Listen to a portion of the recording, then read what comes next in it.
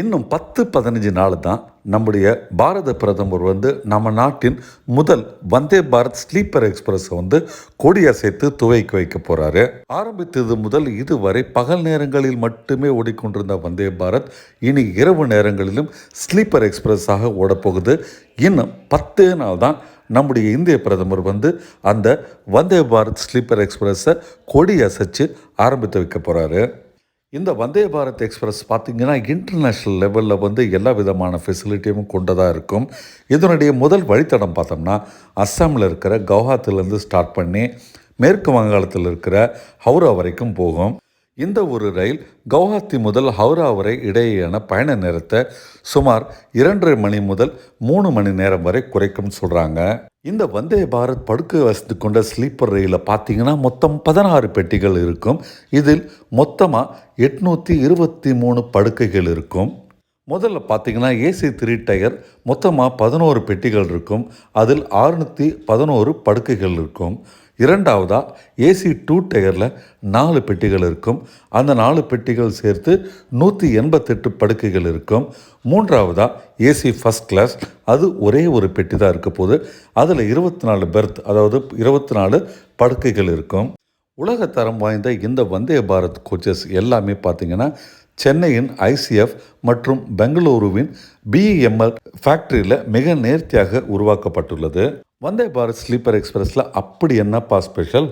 Number 1 வேகம். இதனுடைய அதிகபட்ச வேகம் பார்த்திங்கன்னா 180 கிலோமீட்டராக இருக்கும்.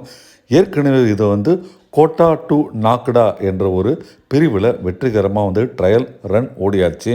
180 கிலோமீட்டர் அந்த ட்ரையல் ரனில் அந்த ட்ரெயின் ரீச் ஆகிடுச்சு. 2 சத்தம் இல்லாத பயணம். இந்த ரயிலில் பார்த்திங்கன்னா அதிர்வுகள் மிக குறைவாக இருக்கும். அதனால் எந்தவித சத்தமும் இருக்காது, எந்தவித அதிர்வும் இல்லாமல் அந்த பயணம் இருக்கும்.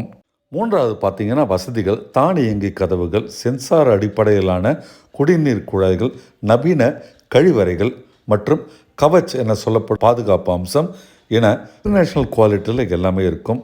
நான்காவதாக மிக முக்கியமாக ஒரு சேஞ்ச் வரப்போகிறது பயணிகளுக்கு அந்தந்த மாநிலத்தின் பாரம்பரிய உள்ளூர் உணவுகள் வழங்கப்படும்.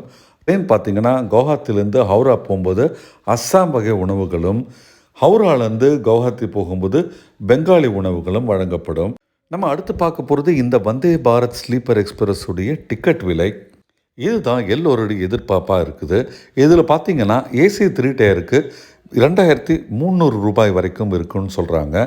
ஏசி 2 டயருக்கு சுமார் 3000 ரூபாய் வரைக்கும் இருக்கும். ஏசி ஃபஸ்ட் கிளாஸ்க்கு சுமார் 3600 ரூபாய் வரைக்கும் இருக்குன்னு சொல்கிறாங்க. விமான கட்டணத்தை விட இந்த கட்டணம் பார்த்திங்கன்னா ரொம்பவே குறைவாக இருக்குன்னு சொல்கிறாங்க. அதனால் நடுத்தர மக்களுக்கும் ஒரு சிறந்த பயண தேர்வாக இது இருக்குன்ட்டு ரயில்வே அமைச்சகம் தெரிவிக்கிறாங்க.